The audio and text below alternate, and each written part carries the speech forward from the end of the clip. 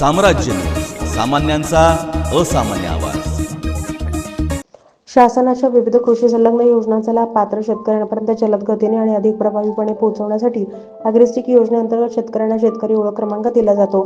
उत्तर सोलापूर तालुक्यातील सर्व गावांमध्ये अॅग्रिस्टिक योजनेच्या प्रभावी अंमलबजावणीची कार्यवाही सुरू असून जास्तीत जास्त शेतकऱ्यांना शेतकरी ओळख क्रमांक प्राप्त करण्याचे आवाहन तहसीलदार निलेश पाटील यांनी केले।